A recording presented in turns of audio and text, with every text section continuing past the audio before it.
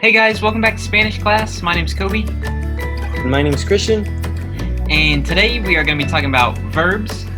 So we just want to put together some verb practice for you guys because these are really common and it's really important to know your verbs. So we wanted to make a list for you so that you can see what everything means in English and in Spanish, and so you can practice at home. So as you can see, we kind of have three categories because there are three types of verbs in Spanish, and we kind of categorize them by the ending. So as you can see, we have AR, ER, and IR, and those are just the last two letters of each verb, as you can kind of see in the list. So that's how we kind of categorize them, and they each have a different ending, which we'll kind of get into in the next video. But yeah, so that's just, there's three types. And Christian, if you would start with AR, and that would be great. Okay. First, we have verbs ending in AR, as Kobe was saying. First, we have hablar, which means to talk or to speak. Estudiar means to study. Usar means to use. Cantar means to sing. And dibujar means to draw. And then we have three bonuses. We have enseñar, which means to teach. Caminar, which means to walk. And bailar means to dance. Perfect. Awesome. So yeah, those are a bunch of AR verbs that are common. The bonus is just, the bonus ones are kind of like, they're maybe not as common, but just some extra words basically. So I just wanted to explain that because I forgot I said bonus. Okay, so ER is next. Beber is first, which is to drink. So that one's pretty common, especially if you're outside and you're working. If you want some water or something. Correr is to run. Leer is to read. That one is kind of tricky, just so you guys hear leer. You pronounce both E's. Instead of like in English, it kind of looks like leer, but in Spanish we do say each E, so it's leer, which means to read. Vender is to sell, and aprender is to learn. And then for a couple bonus ones, romper is to break. Deber is like you should, or you have to do something, or it's also, Christian, isn't like bet, or you owe. You owe. You owe. Mm-hmm. When you owe someone something, les debes algo. Perfect. So yeah, it can also be to owe. And then comprender is the last one, and that means to understand. Yes. Then we have IR, but I was going to mention that it's very important that we remember from other lessons. For example, what we talked about before about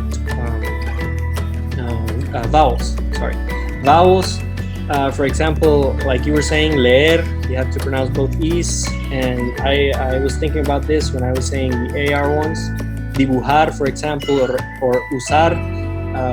You would think, if you just see it, like in English, you would pronounce it like usar, maybe, like the U. Yeah.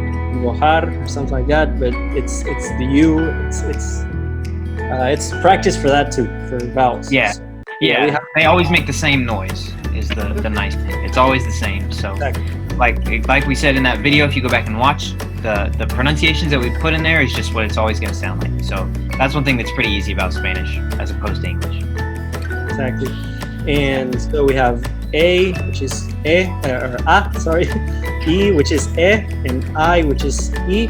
So everything in this side will be E, like sounding like the E in English, but it's the I. Exactly. Yeah, it's super confusing to say it, but yeah, exactly. Okay. Hopefully you guys get it. It's Okay, we have vivir. Vivir means to live.